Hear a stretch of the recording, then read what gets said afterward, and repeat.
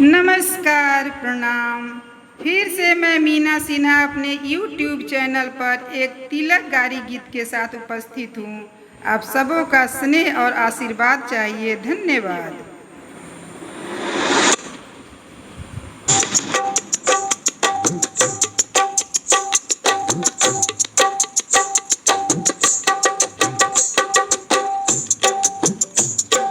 गाई के गोबरे अंगना लिपायो रघुनंदन हरी।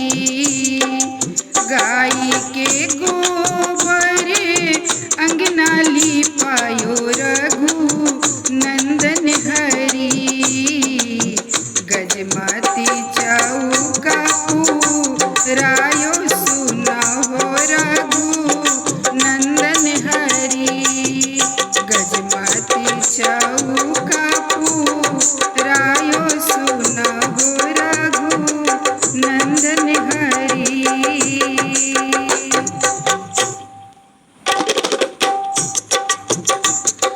ताही चौका बैठेलन राजा दशरथ के बेटा रघुनंदन हरी।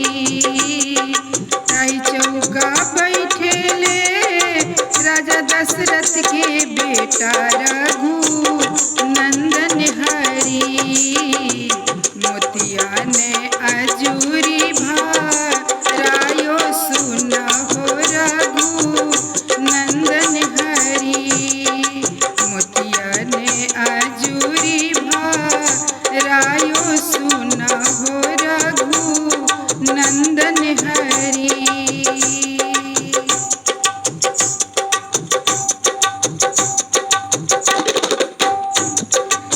ताही चौका बैठेली जनक जी के धिया रघुनंदन हरी। सिनुराही मांगे सजायो सुनहो रघुनंदन हरी। सिनुराही मांगे भरायो सुनहो रघुनंदन हरी।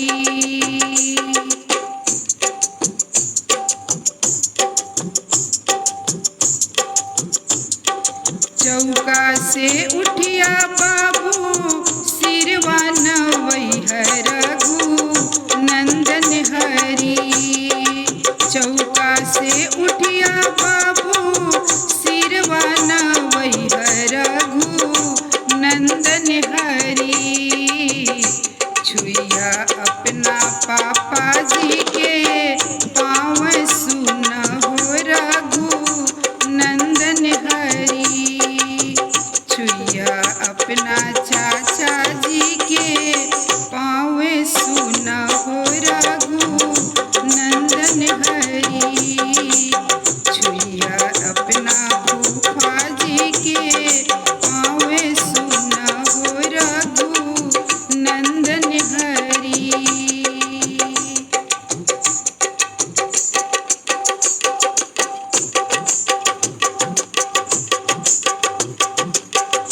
दूधवे नहैया बाबू पुतवे फूलैया रघुनंदन हरी।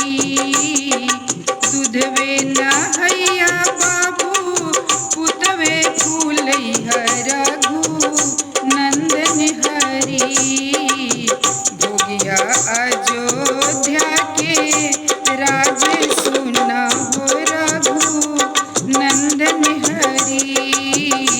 भोगिया अयोध्या के राज सुनहो रघुनंदन हरी। भोगिया अयोध्या के राज सुनहो रघुनंदन हरी।